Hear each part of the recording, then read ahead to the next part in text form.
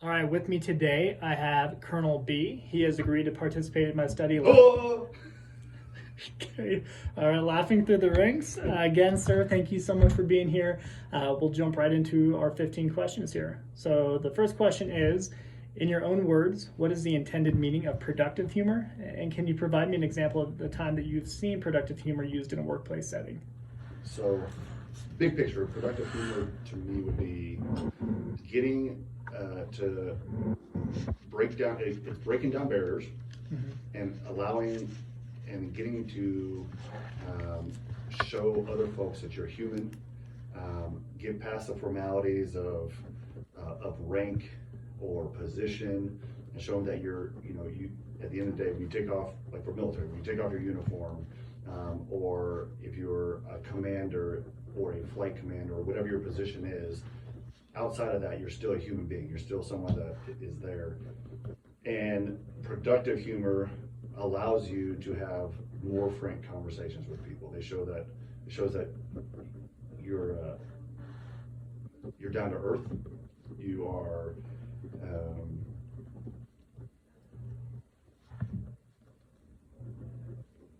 open to suggestions. It's not all serious. That there's another side of you. And then, for the second part of your question, when you said, can you provide an example of time you've seen productive humor used in the workplace setting? It happens all the time.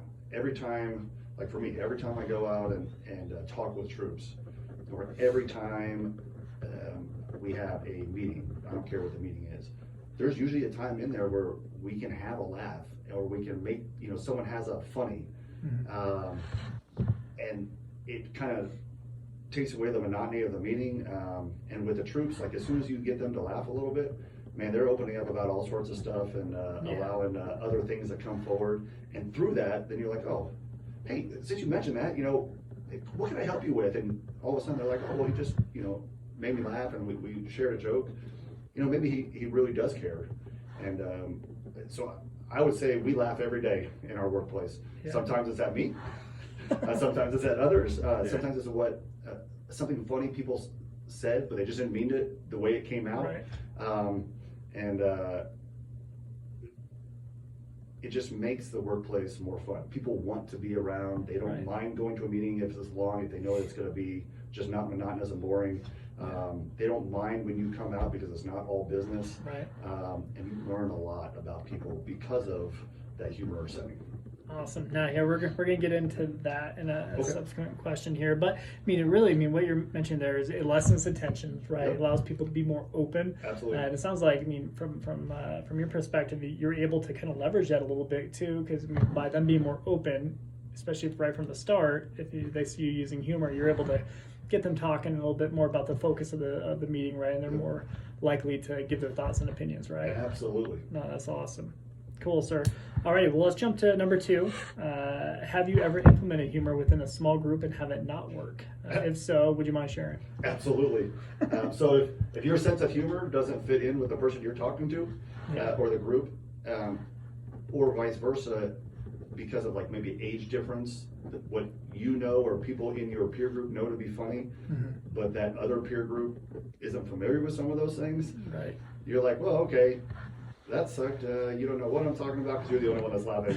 And then usually that ends up being the joke. Right. So you can make something into it. And but you gotta know your audience. Yeah, you gotta know your audience. And actually what I would just say, and even when you think you know your audience, they may have a different upbringing, a different background. They may have different sensitivities, to tell you the truth.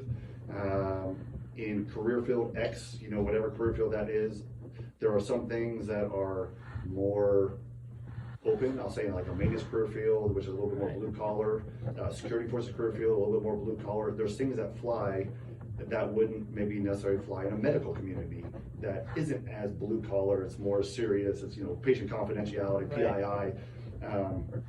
So I can tell you, like I mentioned, I've absolutely had some small group settings, especially with some younger troops, where the chief and I, we thought it was funny. But the troops were just staring at us. And so then you have that awkward moment. Yeah. But then that's when you use that awkward moment to make it funny with the troops, and still open it up. You're like, wow, that just shows how old we are, man. Hey, what's the new? And then you just turn into, hey, what's the new lingo for XYZ? And are they receptive to that? And they're typically? absolutely receptive at that point. And again, but you have to be able to recognize that you're not funny, and people may only be laughing because of your rank or your position. Yeah. As long as you recognize that, you can turn it into something more positive. That's awesome. And I'll tell you, actually, from a personal time, there's been a couple times where I have towed the line on what was appropriate. Yeah. Because I did not transition quick enough between a meeting or the people I was with. Mm-hmm. And I absolutely, like, afterwards, someone was like, hey, like, just so you know, like, I didn't think that was that funny, or I might have taken a little offense to it. And I've gone back and I've had to apologize. Yeah. But the fact that they were willing to do that, to you, right? Obviously says something like they know obviously you didn't mean any harm by it, right. But the fact that they're willing to do that already shows that you developed that rapport with Correct. them. And that rapport came from being able to have some of those same like humor Right. in some of those other conversations, and she just, she it doesn't matter who it is, they knew that I probably didn't mean anything by it. I was just trying to lighten the load, and I didn't recognize my audience. Right. No, I think that's great. Thank you. All right, sir. Well, we'll jump to number 3. Okay. So, in your own words, what is the intended meaning of effective leadership? And can you describe an effective leader that you admire? Absolutely. So, effective leadership is getting people to do something because they want to do it. They want to be proud of being part of it. Mm-hmm. And in the military, in the civilian world, I don't care who it is, depending on what careers you're in, everything's not fun all the time, right? Mm-hmm. There's going to be a time that it sucks. Right. And even when it sucks, you have to find a way to have people want to participate, and they need to know why their contribution is important. And again, sometimes you build that effective rapport with people. They know when it's joking, and they know when it's time to be serious. And you can be like, hey, this is, and I'll use cops as an example, or first responders, so police, fire, medical. When you see people's heads split open in a car accident, or you see spouse abuse, kid abuse, animal abuse, when you respond to the not nice things in society, sometimes your only way to have effective leadership and get people to lead through those situations, which is kind of a course of yours, is to have some humor. It might be a little off-color humor at that point. Kind of lighten. But you just lighten the mood. You're like, holy cow, did you see the splatter on that?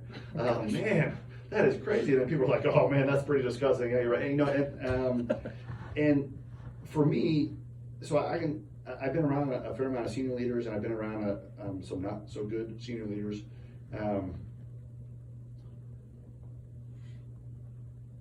One of the probably most effective ones I saw, who's now retired, he had a personal relationship. Like, it didn't matter what setting he went into, it was genuine. He actually cared about who he was talking to, what he talked about, and again, he could, even if it was against him, he could be like, yeah, man, that policy is really screwed up. You know who said that policy? He's like, man, I did. And again, because of that relationship, because he was able to identify some of his own shortcomings, or maybe some misunderstanding on the effects of something, and he was willing to talk about it with the troops at the youngest level, and take their feedback and change it. That's what made him really effective. People loved him. People really admired the effectiveness he had, and he did it at the expense of his career, right? Because some of his decisions were unpopular, was say for senior leader Air Force, but it was the right thing to do for the majority of the folks that he was charged with overseeing. On the flip side, I've seen the exact opposite. I've seen people who have been business and policy all the time, and when that person has come out, I actually think of quite a few actually, and they try to connect with the people, because they don't have that sense of belonging, that sense of connectedness, they're almost present a thing of they're so smart that they're smarter than the person that they're talking to. People are just like, okay, cool, got it. And there's like those long awkward pauses. They just stare at you, and you're like, okay, thanks, and you just walk away because like nothing else is being said. So I've definitely seen both, and by and large, whether it be through humor or just being a human being, and you can connect on a personal level, Right.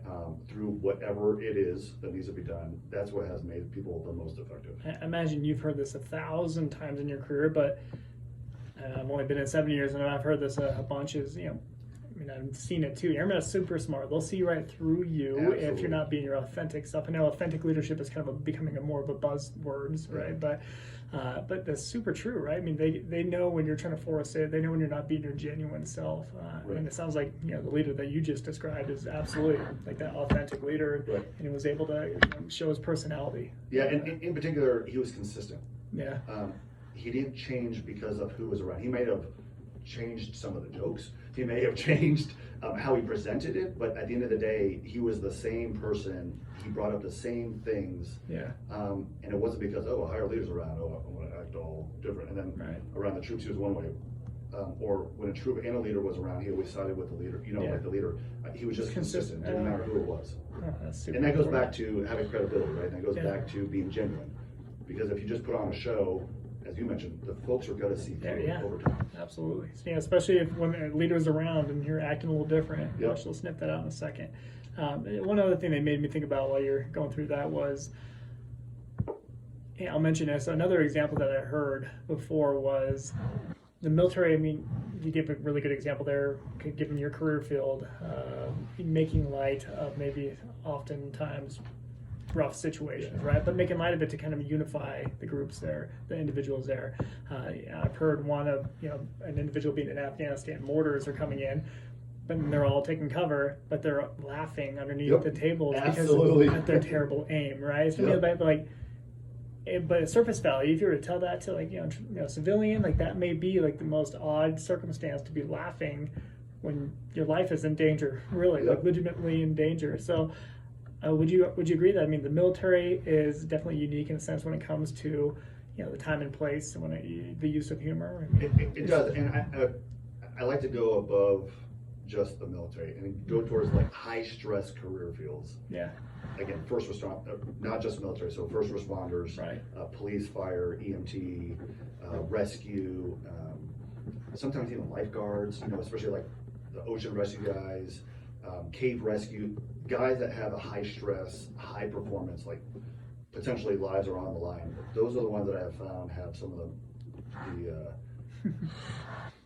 the most set of humor in like an unforgiving situation. Yeah. And you mentioned the mortar thing. I've absolutely been one of those folks. In fact, taking rounds downrange in a vehicle. I distinctly can tell you about some conversations I had in the car, and you're like, oh man, I just sharted myself. Or I think I just sharted myself. And everyone laughs, or like, all right, so I may have to. And stuff like that. Another example would be, for me personally, this is actually one of my impact stories from Iraq. I was on a IED halt. I was actually a passenger. I was trying to get to Baghdad to go do a different mission set, and I had caught a ride with some Army dudes. Yeah. And we had stopped for an IED halt, and EOD was already on scene. They're like, hey, give us a couple minutes. We'll put over the radio when we're gonna blow it. Roger that. And I'm like, hey, and I asked my truck driver, I was like, hey man, can I take a quick leak? He's like, yeah. So we all get out of the vehicle. We set up the 360 that we have to. It's I don't even remember, 2 a.m. It's the middle of the night. And he's like, yeah, they said they'll give us a heads up before they blow this thing, so we can get back in our vehicle and hunker down. I'm like, all right, cool. I'm out there, have my weapon slung. A couple guys are out, a little bit farther. I have my schlong hanging out, and I'm peeing. And I turn, and all of a sudden I see this bright flash off to my right. No. And I see flaming molten levels. So like this is happening in split seconds, right? But it's super slow motion. Yeah. Flaming molten metal skipping down the rocks across my feet, across my junk because I was peeing. And you can imagine when I'm like, whoa, and I had to dive, and take cover behind the vehicle. And afterwards we're laughing. I was like, you guys, thanks for giving me a heads up. They're like, we didn't have a heads up. Like we all dove with you. I'm like, yeah, but the difference was my dick was hanging out. And then afterwards we totally laughed about it, even though like I could have totally been schwacked. You know what I'm saying? Another separate example, not that you really care, but it's a fun story anyways.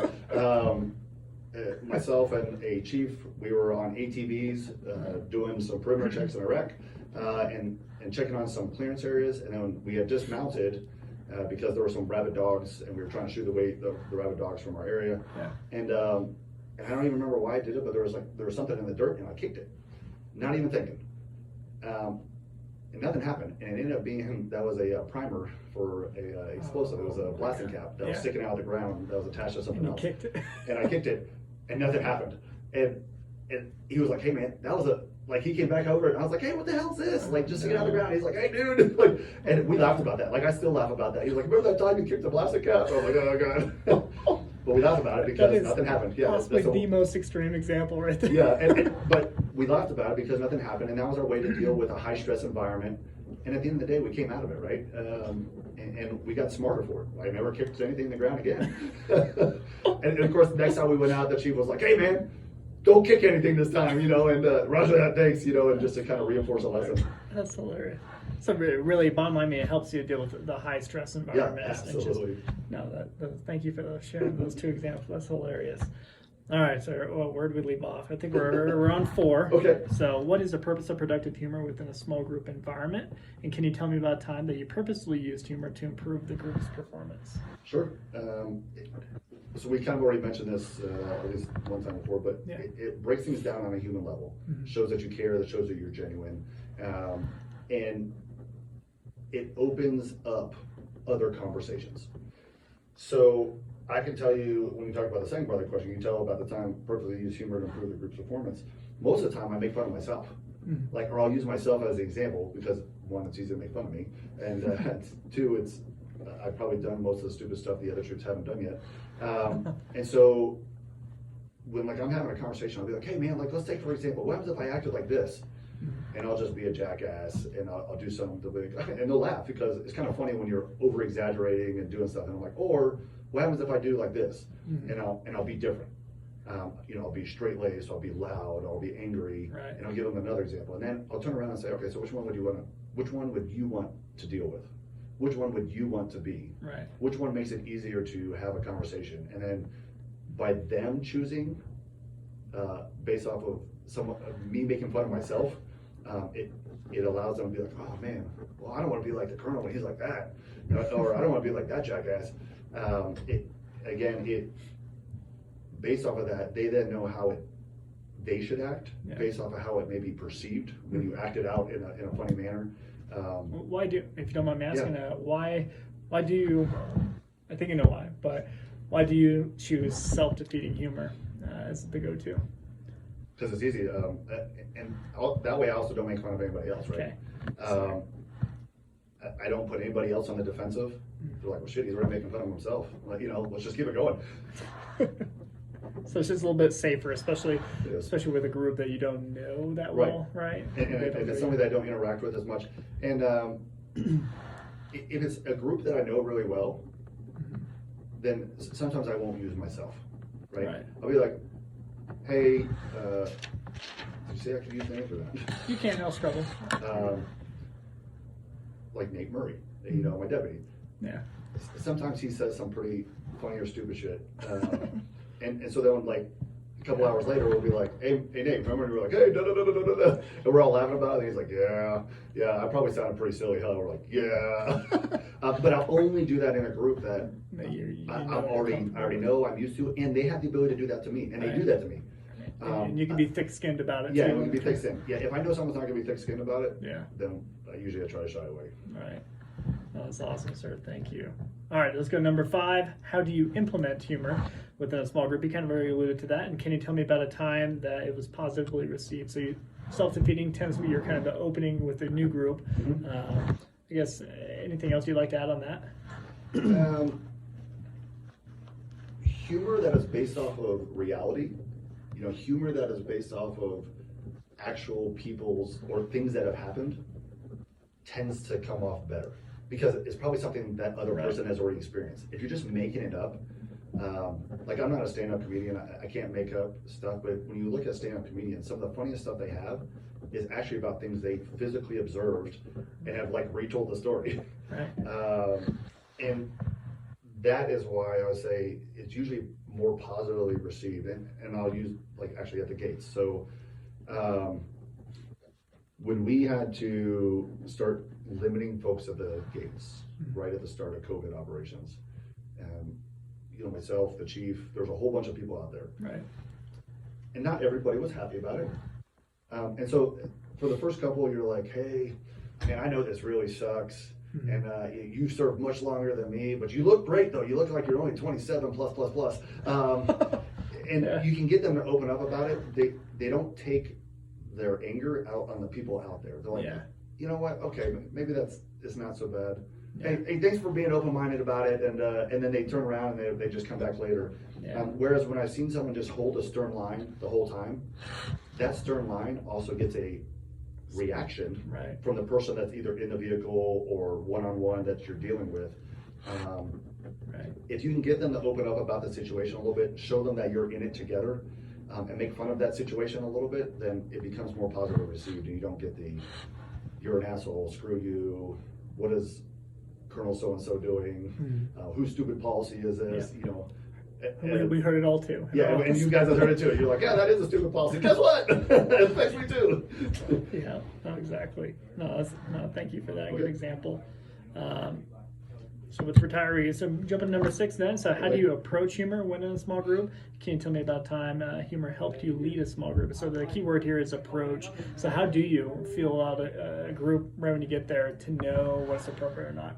So it'll usually be based off of the situation and where you're at. So if it's hot out, you know, one of the first things you can like come around the group, you'll be like, man, it is balls hot out here, man. I got like soggy butt and everything. And you know, you can open it up just that way. Just like location. Just location and the actual situation. And then from there, you know, if they laugh or don't laugh, or they were like, yeah, I do have sweaty ass. I've already changed my drawers once. You're like, roger that. And then you got it in, right, to have some other conversations. And so I almost always base it off of what the situation is, who I'm talking to at that time, and why I'm talking to them. Because if I tell them, or if I try to be funny about something that they weren't involved in, it comes over like a fart. Right. So time and place, and then why you're there. Yeah, why purpose of the meeting. Cool. And to expound on it a little bit, so if I'm going to check on the morale, like I'm gonna make a little, you know, we'll make it funny that why we're out there, and just they can relax, I can relax, we can have a fun conversation. If I'm going out there to check on something specific, I'll kind of roundabout try to lead towards that conversation. Be like, hey man, what the hell is this thing for? Like, I've never seen this thing before in my life. I don't even know how to use it. Show me what this thing is for. Man, I must be the stupid colonel. I've never seen this before. And then through that, they then tell you what that piece of equipment was or how it's used, and then instead of just showing up saying, what is this all about? Right. So you get there in kind of a fun, tactful way. And or the next thing, maybe I don't understand a procedure. Be like, hey, I am so stupid. Like, this is how like old I am. I haven't even seen this new thing that you guys are doing. Can you walk me through what this procedure is? In fact, hey, you know what? Just use me. I'll be that dumb guy. Can you walk me through it? Because if I can understand it, anybody can understand it. You know, and you put it in terms of like, all right, cool. Like, he really wants to know. That's awesome. All right. Cool, sir. We'll jump to number 7. What is it about humor that you understand to work well, and what is it that you do not understand about it? I understand that if you can get a person to laugh, it shows that they're human on a human level. It breaks down those immediate barriers, which I mentioned earlier. Right. And I also understand that when you are genuine about what you're saying, when you're genuine about your humor, it's not forced. It's not. In turn, people know that it's real, that it is genuine. The stuff I don't understand is.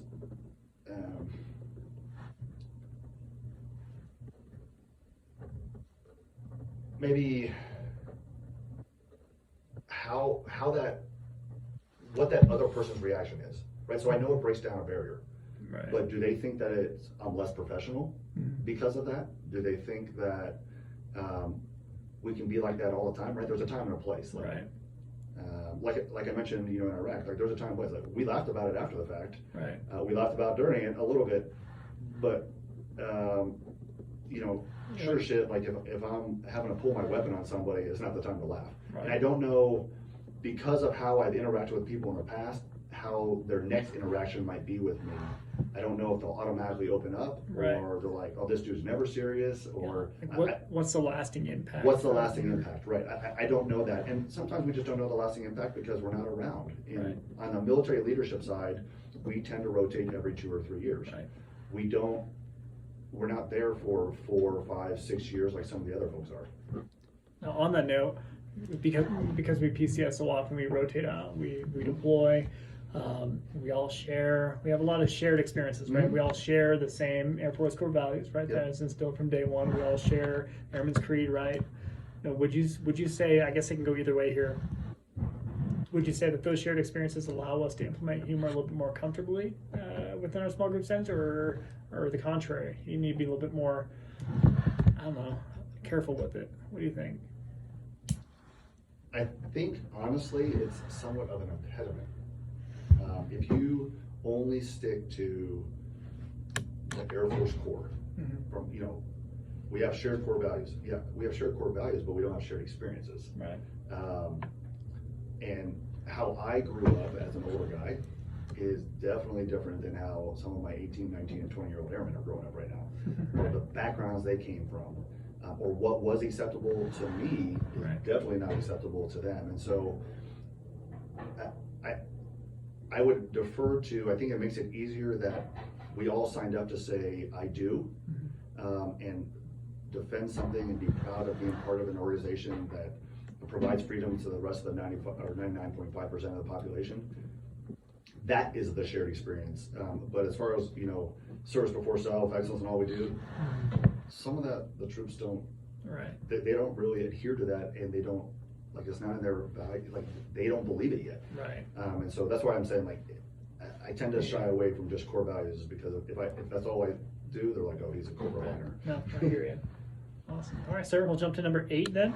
How does the implementation of humor influence your effectiveness as a leader? It shows your judgment. Right. It shows that you can either make fun of yourself or make light of the situation and still get the job done. And it shows that just because you're of a certain rank or a certain position, that doesn't mean you're not willing to still cut it up and have a good time with the folks that you're supposed to be helping lead. Right. Would you say that when it comes to being able to implement humor, are you more likely to follow someone who is very proficient at their job and actually be able to implement that humor, right? Obviously, yes. If they make you laugh, that's a good thing. But I guess what I'm trying to make my point is, if someone is not proficient at their job, but they're kind of a schmuck at their day-to-day job, is it more difficult for you to want to get on board with their use of humor, right? Right. I mean, Yeah, I like work hard, play hard. Right. Okay. And so if someone can find the balance of being able to do both, it's Right. a lot easier. So if he's just joking all the time, obviously it's going to be less impactful Right. if he's not getting after the mission, after the job. Right. Okay. Cool. All right, sir. We'll jump to number 9 then. What is it about humor that adds to or takes away from small group team dynamics? And can you tell me about a time that you've seen humor add to or take away from small group team dynamics? So by having that personal approach from the beginning, that obviously takes a little bit more time. So you have to be willing to dedicate that time to have some banter back and forth. And it can't be, if all you're looking for, if you have 5 minutes, like, you're not going to have that banter. You may not be able to get the rest of the information down. Right. So if you have the humor, but you don't have the time to kind of have the give and take, and that's the other part, is if you don't have the take, like if a troop or somebody turns around and is like, oh yeah, that's pretty funny, so like, when you do this, and then all of a sudden you get offended, Yeah. you got to have the thick skin. Yeah. That if you're going to have some humor, even if it's about yourself, you got to have the thick skin to receive that humor Yeah, about take it yourself. too. Right. So I kind of alluded to this earlier. I can absolutely tell you that there's been a couple times that maybe I haven't been effective because I did not know my audience. And like, specifically a vehicle accident or a suicide or a scene where someone has died. Right. In both of those incidents where it wasn't so, my attempted humor to lighten the load and get guys to open up a little bit more, because I didn't know their family background. I didn't know that they had someone who had died or got injured the exact same way, Yeah. I became instantly ineffective with that person. Yeah. Because they were like, you're joking about this? Like my XYZ family member, Right. this is the exact same thing that happened to my family 2 years ago. You know, how dare you? And I was like, And oh shit. automatically by accident, you just became insensitive. Yeah, and instantly I became insensitive, and I had to backtrack. But I'm sure I probably lost all credibility with that person. Yeah. Everybody else, like, they were okay with it. They're like, hey, he was just trying to lighten it. But for that one person, because I did not know the background, I had not taken the time to know some history or dynamics, and I chose a manner which was probably a little inappropriate at the time. To try to get people to open up, because I didn't read my situation well, that backfired on me a little bit in those two instances. Would you say there's what you're telling me, a high risk and high reward though? Yeah. With the use of humor, right? So Yep. I mean, that was a high risk moment right there. It was a high risk, and for like the 7 people that were there, for 6 of them, you know, they chuckled, Yeah. and that other one absolutely did not. Yeah, and that's a bummer piece about the use of humor too. All it really does take is, especially in the military, that one person that's offended or takes it the wrong way, then it kind of spoils it collectively, unfortunately. So And our Air Force is, you know, we swing, right? Because we are a reflection of the population. right, And right now we are swinging on something that's very far right. Mm-hmm. Okay, for one way or the other. I don't know if it's right Yeah. or left. One way or the other. And so things that used to be funny, if someone overhears it wrong, like, it's automatically like an IG complaint. It's automatic, and you can do all the explaining you want about, hey, this was just a joke, like, this was the rest of the situation. They're like, yeah, but that one person took offense to it. yeah, Like, there is an issue with that. And in some respects, I think the military, the Air Force, the government as a whole is losing its ability to have thick skin and have a little bit of fun. It doesn't have to be business all the time. Right. You can still do business and have fun, and I think we're forgetting that on some things. absolutely, Even in some of the hard conversations, you want to talk about, you know, George Floyd, color, race relations inside the military. It's okay to have some humor with that, right. to try to get people to open up. But sometimes senior leaders don't see it the same way. I hear you loud and clear on that, sir. All right, we'll jump to the second page there, number 10. Are you more? We kind of talked about this briefly. Are you more likely to follow a leader who makes you laugh? If so, why? Yes, as long as they're confident still in their job. Right. And it's just about, it shows that they're genuine. It shows that they can have a conversation with you. You know when it's time to have a little bit of fun, and they'll value your opinion. And it's also, you know, when it's time, when they're not joking, you know, hey, this is business and it's time to move forward. But I've had some folks who have been not funny, all business all the time, and I have chosen not to model myself after that. So that's your answer, because I have chosen not to do that.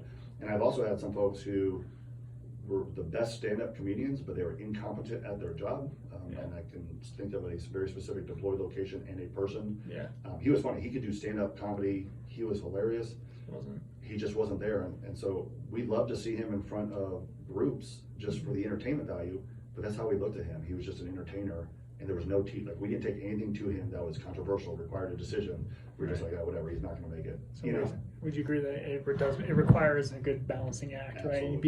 Being able to flip the switch. Yep. Like you mentioned, if you're able to joke around, but the second when people, your airmen, see you being serious, like, okay, this is Time serious. to move out and Let's yeah, buckle good. up. Yep. Right. Okay. No, that's great. All right, sir. Number 11. What can you learn about someone based solely on their sense of humor?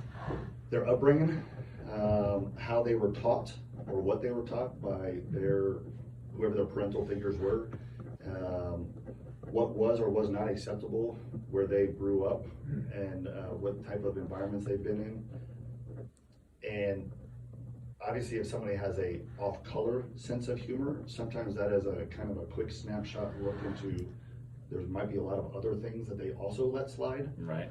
If they are that comfortable joking around about a topic that is, like, even in jokes, there are some forbidden topics, right? You know, or there's some things that you should dance around a little bit.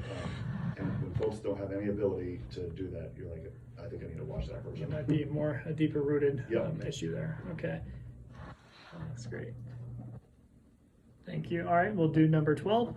So can you tell me about a time that your use of humor influenced a small group setting? You can't really give me a couple similar-ish examples. Yeah, so I'll give you two personal examples deployed. Yeah. I talked about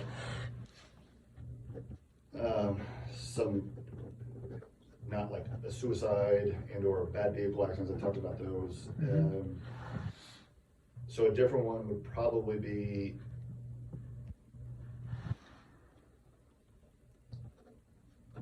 getting somebody to get to yes and find out why it is that they mattered. You know, for example, would be Airman X. This is bullshit. You know, this is just the company line. Why do we even have to do this? This makes no sense. It's stupid. And then through humor, you get them to understand the why. You're like, you're right, man, this is freaking stupid. But man, what happens if I acted like this instead? And you're like, hey, what's up? You know, and you start dropping like derogatories towards a group or a race, or you're like, you know, what happens if I came into your office and was like, hey, and I just drop a string of profanities at you, and you're like, this is, and they're like, well, man, I think that'd be wrong. I'm like, yeah, so that's why we have these rules in place, you know? Like, they're like, oh. So through humor, I've gotten them to understand the why. And then based off of them understanding the why, they then have the ability to have buy-in into the situation. Right. No, that's perfect. Cool. We'll jump to just a couple questions left. So number 13, how does humor reflect one's intelligence? And can you describe someone that you admire that is both intelligent and funny? So no offense to any of my really smart peers.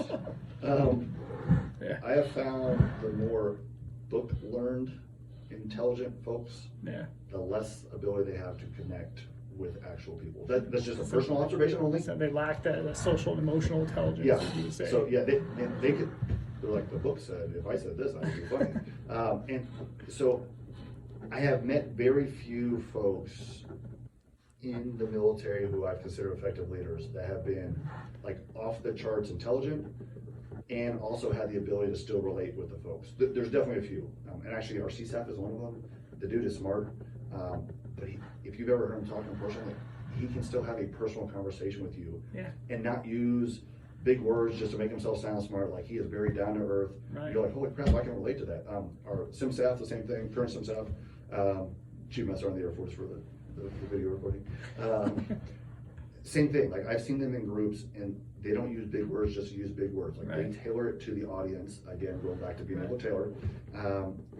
And they have the ability to relate. And even though they were really smart, they could still use simple words and adjectives. But they've been the exception, honestly. The guys that I've known that are like super, super smart and book intelligent versus street-wise intelligent, there's a difference. Right. I have found that they haven't been able to relate as well. Please take her name out, but so General Tullis inside my own group, she's a 2-star. Yeah. She's the most awkward person you can ever talk to. Yeah.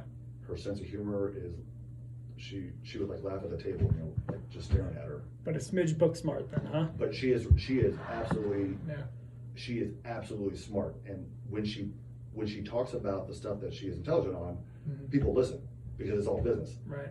But she is so smart that her jokes like go over your head. There is no humor. Right. Like, it's just a different level, and so I haven't found her in particular to be that effective. Yeah. So when it comes to the use of humor, though, but having that social and emotional intelligence, that needs to be high, right? Yes. You need to be able to read a room. You need to be able to be kind of a level of intuition, right? When you're chatting you with need to be people. able to apply your intelligence to the situation at hand. Right. If you can't apply it, then And that requires you to think on your feet fast as you're connecting connecting dots while you're having conversation, right? To make it funny and drawing it back to what you're actually talking about. Absolutely. So, I hear you loud and clear on that. Awesome. Anything else on that one, sir? Nope. All right, so this is the last formal question before I just kind of throw it over to you. So can you tell me about a time that you used or have seen humor unify a team, and have you seen it hurt a team? Give me a couple examples for each at this point. Yeah, I have given a couple examples. See if I can pull up a couple others. So I'm going to go all the way back to when I was young as a lieutenant.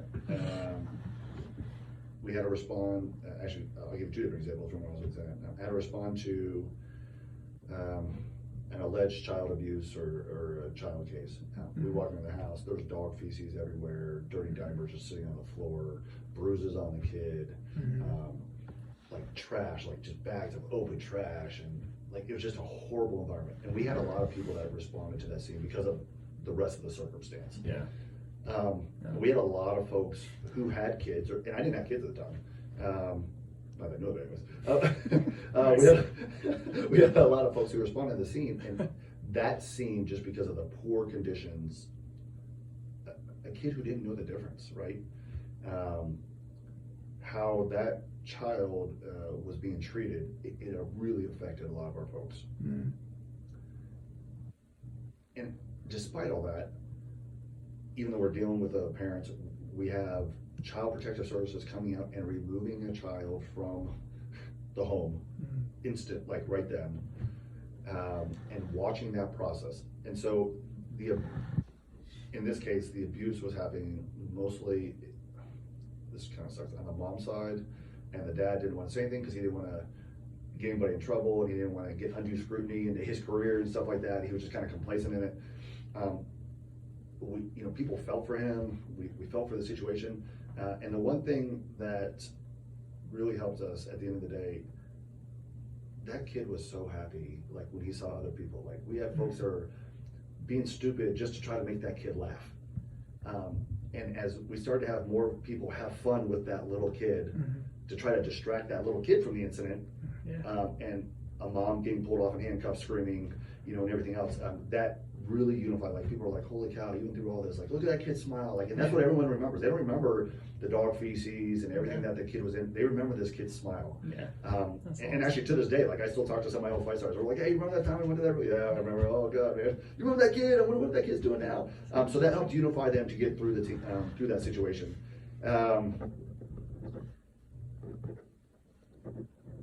The example, so unfortunately I probably have a few examples. So I talked about during a suicide, not knowing that someone's family had experienced the same thing. I've seen the same thing at a car wreck. Someone impacted a tree at a high rate of speed, the roof collapsed, peeled off about top half of the person's head. And there was an incredible splatter pattern. It was actually really amazing, just the scene. Like there wasn't very much blood. But the top half of this person's head was missing. And there was stuff all over the car. And so for a majority of the folks, for some of them, that was the first time they had seen an incident like that. We try to resort to humor to try to get them through it. Hey, look at that splatter pattern and stuff like that. But even though there was some humor at the start in particular, it didn't necessarily help some of them to learn how to deal with the emotional side of doing those things. Like it got them through that couple minutes. But then the second and third order. But the second and third order effects, like because we thought they were okay, they would joke about it later. We didn't realize just how much it had affected them personally, and that they actually needed some other help, right? And the military has changed over time. We look at mental health much more open than we used to, and so people just kind of sucked it up, and they would hide what they were really going through the shared humor from that incident at the scene to cover up what they were really going through. And so over time that hurt both an individual and it hurt the team too, because we didn't recognize that person needed help. That was bad, like at the end of the day. Absolutely. And it didn't come out for a really long time, and then we're like, oh shit, well, I think we might mess that one up. It's kind of bubbled under the surface for a while, huh? No, that's a really good example. All right, sir, well, this last one is just a parting shot to you. Is there anything that you would like to add on the topics of humor and leadership? So,